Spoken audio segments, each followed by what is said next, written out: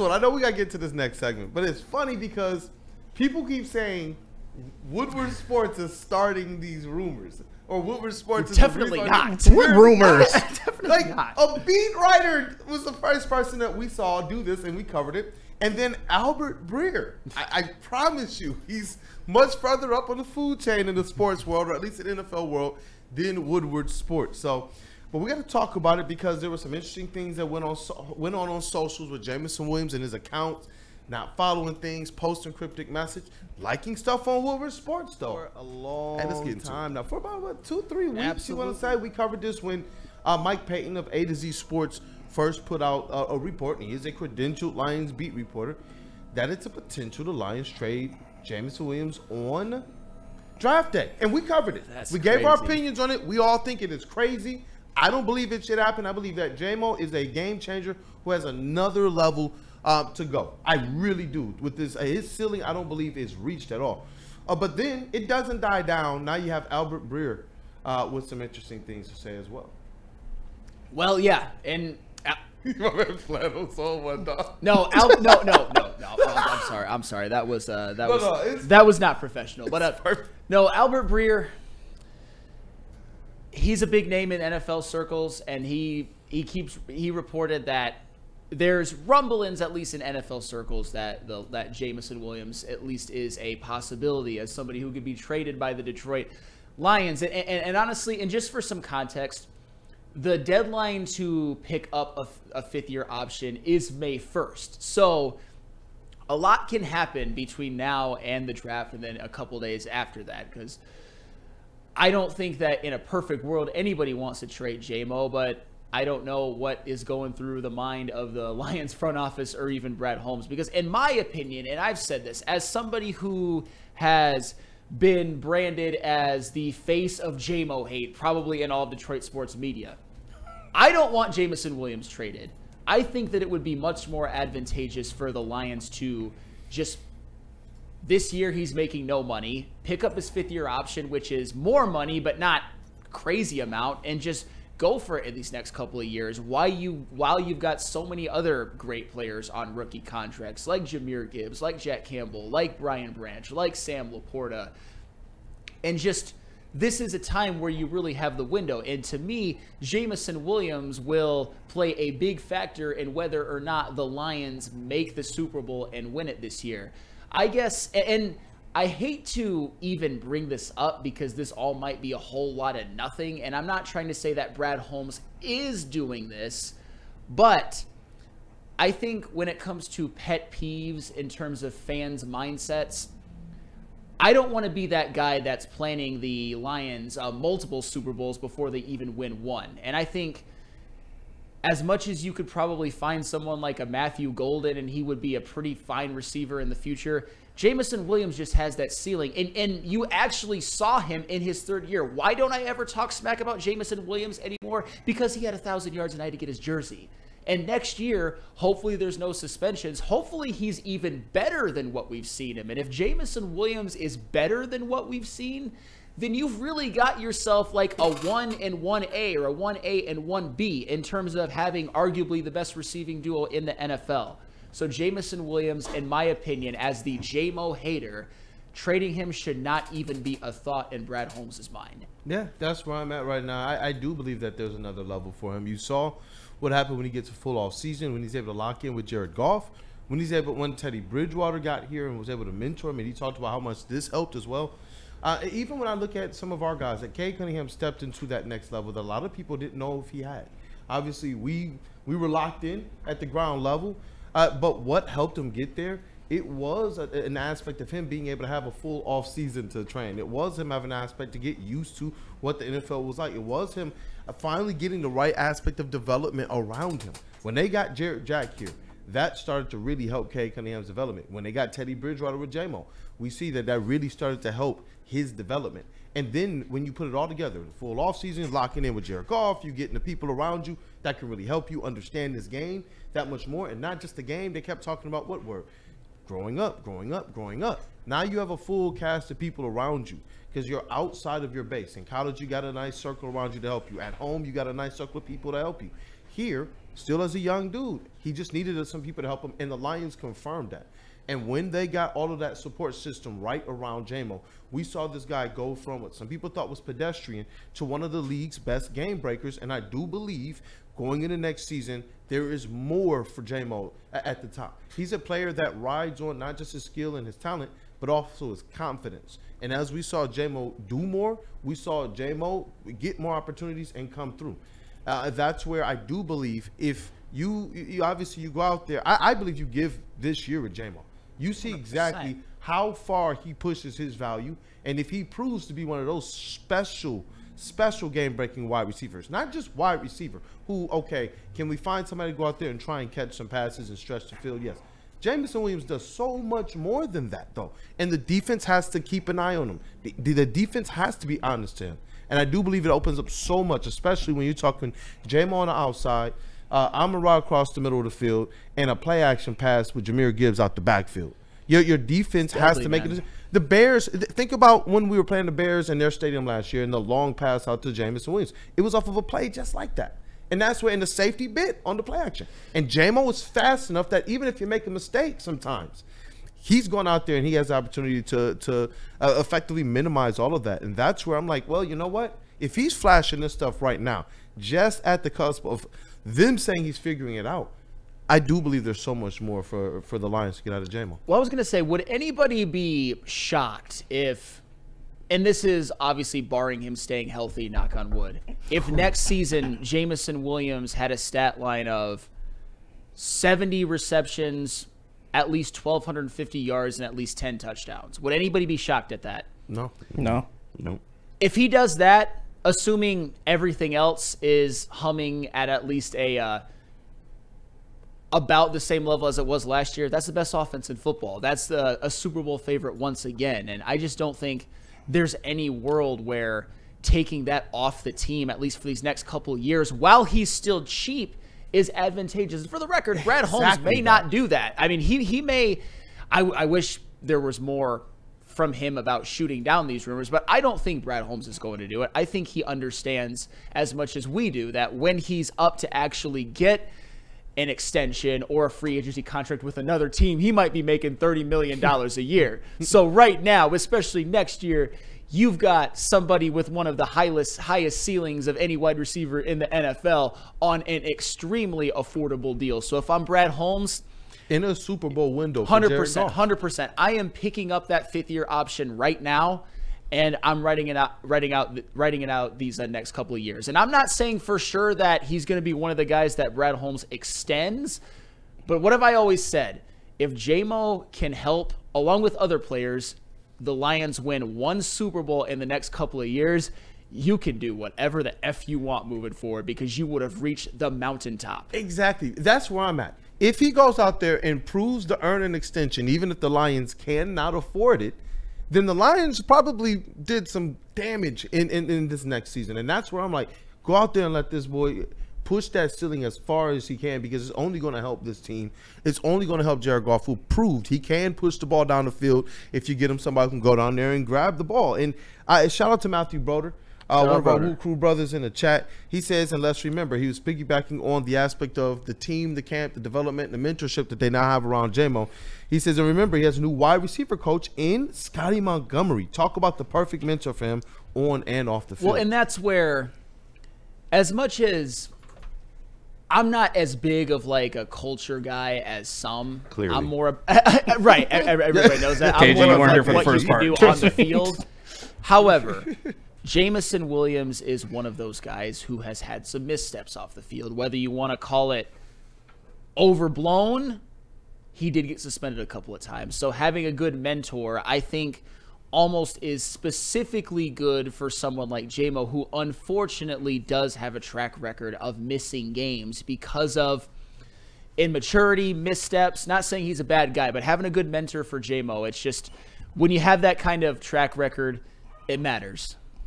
You do, and it was interesting. I know, through all of this, there was like stuff posted to his socials and everything that just added to the wildfire. And then, supposedly his account unfollowed the Lions account, but then he liked a post of ours where we were highlighting some of the changes in the Lions locker room and such. So, you know, what I know is this. We've seen this type of stuff before on social media. I remember when Jaden Ivey's social media account went dark and took down all pits and stuff and unfollowed, and people was like, oh my goodness, Jaden Ivey's about to be out of here. And it had nothing to do with that at all. He was just going through his own processes and had his own things going on in his personal life.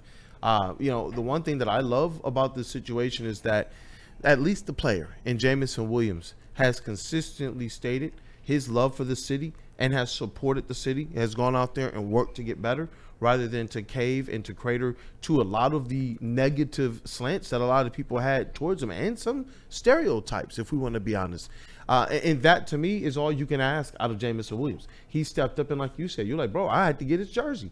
So it's like, no, like I want to see him out here. Gladly got his jersey. And that's the thing. And especially as he's turning people who they believe he has the talent, but they're wondering, does he have it up here? And does he have that will to get there? What I saw out of him to fight to get to where we saw last year is something that I commend and something I'm hoping is ultimately rewarded, because that's the precipice of the things that you hear from a Brad Holmes as it relates to the types of guys that you want to draft and that you want to be able to reward and that we want to take care of our guys, even though I know you can't take care of everybody. Yep. So I see Eric Allen too in the chat. Shout out Eric Allen. Shout out to you guys, chat family. Smash that like button if you haven't gotten the opportunity to, and hit that subscribe button too.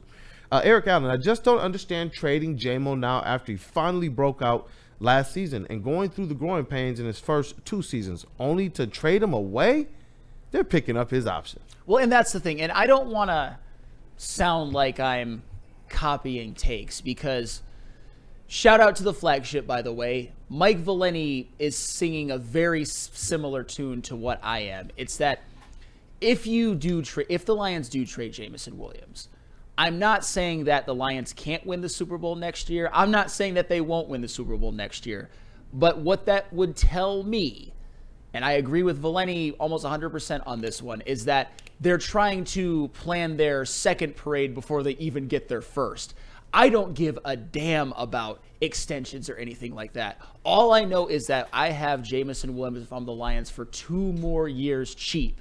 Am I positive that he's somebody that's going to get extended? Absolutely not. But am I positive that he's somebody who can help the Lions win the next couple of years? 100%. They, like, would any... Let me just ask you this. If the Lions don't win the Super Bowl, don't win one Super Bowl in the next couple of years, is that a failure? Yes. Yeah. Absolutely. So what are we even talking about? Absolutely. What up, though, KG? Nah, I mean, it just makes total sense. What Sam is saying, I've been saying over the last couple of weeks, it really makes no sense to devoid your team of talent, especially a talent of J-Mo's caliber, somebody that can literally flip a game at the drop of a dime. It makes no sense to do that while you're in a Super Bowl window. Whatever happens with J-Mo down the line is what's going to happen, and we're cool with that.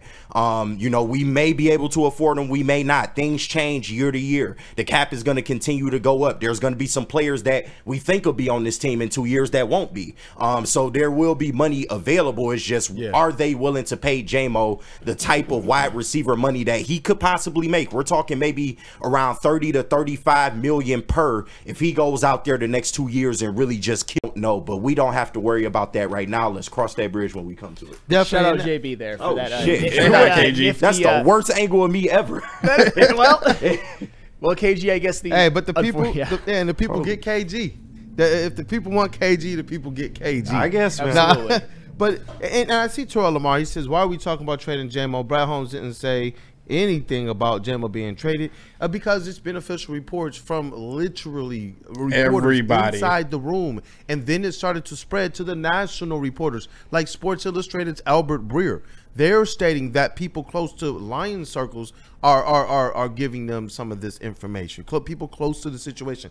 That's why, and it's draft day tomorrow. That's why we're going to talk about the most relevant information. This has been more relevant than even what people are talking about what their draft pick might be. Usually by this time we're hearing who the Lions are interested in. Yeah. I haven't even heard that news really. This is the news that national and local people have put out there and has kind of taken off to a degree, and then obviously it reaches some type of a, some type of a peak with what was going on social media.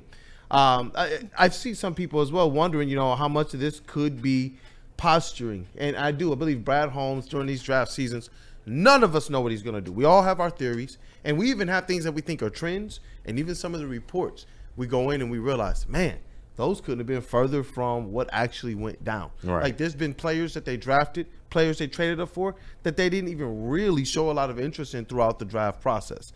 And so that's where, you know, we talk about the reports, but ultimately, if I had to make my call, I don't believe that Brad Holmes does anything other than let J-Mo play out his time here. And listen, we heard it from the man himself. When he speaks, you need to fucking listen. It just is what it is. He came out. He wouldn't have shared that information at the owners' meeting saying that they do kind of plan to utilize his fifth-year option. He wouldn't just come out and say that if it wasn't true. So I'm going from the man himself. If anything changes from that, then we'll address that when that happens. But as far as like an NFL writer, no offense to him, he's very accomplished, coming out and saying that some NFL circles are talking. Well, sure, I'm sure they're talking, but it is what it is. I don't think Brad Holmes is trying to do that right now. And then before I go, JB, do you mind pinning my last message in the chat to the top about your mock drafts tomorrow? I feel like it's Ben Johnson doing this. It's Ben Johnson doing it. Spreading it. But I actually have a couple of comments I want to read from people I have adversarial relationships with, and this isn't even about to be anything bad. I think we can have a discussion. Lions offense was top 5 without J-Mo. Lions need a better defense, and you need the money to do it. And here's what I would say. Keep building your defense with J-Mo there for 2 more years, and then cross that bridge when we get there. But Skydog, where's that last? And even though the offense was top 5, J-Mo still took it to another level. Like, you can't display that. Yep, you got one from Skydog. I got one. Go ahead. Well, no, Steve-O Baby, I think asked a pretty cool question here. Honestly, he said, shout out Steve-O Baby. Yeah, shout out Steve-O Baby. He says, but Brad Holmes also said to get your popcorn ready. He believed that also contributed to some of like having this thing blossom or blow up the way it has. But he asked us this. What does that mean to everyone when Brad Holmes does say get your popcorn ready? I think that means possible trade up. Trade. That's what I thought, either trade up or trade back. Yeah. Two. You know what I think it means? Talk to me. Uh-oh, here you go. Boy. No, it isn't bad. And this is actually, all right, I'm not going to go here. I'll just say this. Brad Holmes is sick of all of us. Yes, Brad he is. Holmes Very thinks much that so. we have the IQ of 0. He does. Yeah. You can hear it when we read and that's part of what makes me think he's a little bit of a douche, but also a great GM. Sorry to say, but that's fine. He is. That's fine. But also, to me, that's just a figure of speech. When you talk about the movie reference that he made, movies and popcorn go together. He's just basically saying, why are you guys speculating? I'm going to do what's best for the team. Just sit back and watch. I don't know if it means a trade or if it means back, up, whatever. But at the end of the day, I'm not looking too much into that. But I want to get to this from a Skydog. Yeah. Sam, if it comes down to J-Mo versus Branch, Branch is gone. Here's the best thing, though, Skydog. You get them both for 2 more years. 2 more years of Branch and J-Mo. Branch on his actual rookie contract and J-Mo on his last year and then his 5th-year option. That's what I would look at right now. And it aligns with how Brad Holmes locked up some of the other guys already. Absolutely. And we know that Brian Branch is one of the best safeties in the league already. And certainly when it comes to projections, he's another guy that I could see someday possibly wearing a gold jacket. I know that it's hard to speculate that far into the future, but Brian Branch he's impressed me damn near more than anybody on this team so far. But the point is that you don't have to make that decision just yet. I don't think you should make that decision just yet, because how great is it with the fact that the Lions have given out big contracts to Amon-Ra, Panay, Goff, Aleem, and you can even include DJ Reed in that you have those great players making no money. Brian Branch is one of the biggest bargains in the National Football League right now. Just enjoy it and enjoy J-Mo being a bargain, and get your popcorn ready for Lions games. Because this is what being a good team is, though. When Brad Holmes goes out there and has drafts where he's drafting all pros and pro bowlers, this is what you're going to wind up dealing with. And ultimately, I'm glad that he gave himself this opportunity. He set this up right, at the very least. You got a couple more years. So we can say that they've already had a couple years where you could say a Super Bowl window was open. And they still have a couple more of those, and everything contractually aligns. So whatever cream rises to the top, you're going to understand exactly where to go from there. And I believe that Brad Holmes, by locking up the other guys, your Amon-Ra, your Panays, giving Jared Goff that contract, it puts him in a good position to keep that long-term window open of at least playoff contenders with a chance to bust through for that Super Bowl opportunity. All right, and I can't believe I have to do this, but just to get clarification from everybody, is anybody in this room in favor of trading J-Mo? No. There's no deal. No. You don't need to acquire draft picks at this point. There's no player that can really supplement what J-Mo does. I'm good. No, I do not think that there is any way that we will be sitting here trading J-Mo. I do that's think your godson, huh? That's my godson. And honestly, like, this is completely honest to me. No way we're trading J-Mo. He gets that extension, but to Brad's comments about enjoy the draft, get your popcorn ready, I do think you're trading up and quite possibly taking a wide receiver and picking twice in that first round. And JB, I'm so glad that you elaborated because it leads me to one more question, which I think is interesting. And if you guys need to explain that's fine. We can extend this segment a little bit. If this happens where Jameson Williams is traded on draft night for whatever compensation, they get Matthew Golden, whatever, is anybody's faith in Brad Holmes shaken a little bit? What if he took a first round receiver? If he traded J-Mo and then drafted like Matthew Golden. I wouldn't. Tough. I'm not going. You have to wait and see. He's earned that from me, at least, is like, all right, I'm going to wait and see, because when he drafted Jameson Williams, there was some hesitancy from a lot of people, and we see now we're all sitting here saying, whoa, we actually want him here. So it's like, if Brad Holmes made another decision to do something like that, he's earned that, like, at least that. Even if I personally wouldn't do it, I'd have to wait and see, okay, well, what is this guy cooking? I don't know. I don't see the picture. Yeah, I can see certain elements of it, but I don't really see this picture being better than this one. But Brad's been the one to serve up all of the hot dishes anyway, so I'd let him cook. You would have no choice at that point. You know what's funny? Elizabeth You saw it. LaValle, if they trade up, get TM, she's talking about Tetairoa McMillan. I would do disgusting things to have T-Mac on my team. Oh, shit. On the final sign, pick. I'll tell you what, and a lot of people aren't going to like this, but I don't give a damn. If Brad Holmes were to make that move, which nobody thinks he will, which means trading Jameson Williams, Tetairoa McMillan would make me pretty excited, because he's somebody that is obviously well known as the best receiver in this draft. According to some, he had a little bit of a down year. I don't think that was really him. I think it was more Arizona, but to me, he's superstar loading. So that would soften the blow a little bit for me, but I don't know. Tetairoa McMillan might go top 10. That would be a hard thing to trade up to. And I see, I don't know. He said trading away J-Mo will let him know that Brad Holmes is not serious about winning. Only reason we had a shot versus San Francisco. That's J-Mo is